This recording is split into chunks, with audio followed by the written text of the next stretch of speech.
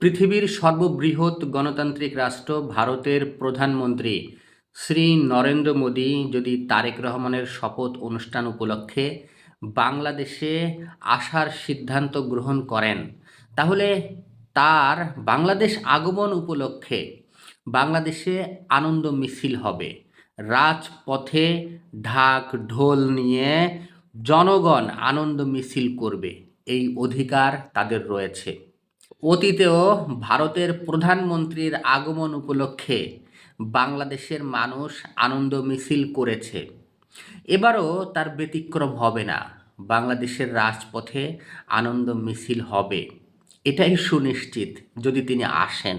1971 সালের মহান মুক্তিযুদ্ধের সময় শ্রীমতী ইন্দিরা গান্ধীর সরকার বাংলাদেশের নিপীড়িত নির্যাতিত মানুষের জন্য যা কিছু করেছেন, সেই ঋণ বাঙালি জাতি হাজার বছরেও শোধ করতে পারবে না। কিন্তু এই জাতিকে যারা ধারণ করে না, এই জাতির সভ্যতা সংস্কৃতি কৃষ্টি কালচারকে যারা ধারণ করে না, আমাদের ভাষা আমাদের জাতীয় সঙ্গীতকে যারা ধারণ করে না, তারা ভারতের বিরোধিতা করবে, এটাই স্বাভাবিক। তাদের রাজনৈতিক পুঁজি হচ্ছে সেটা।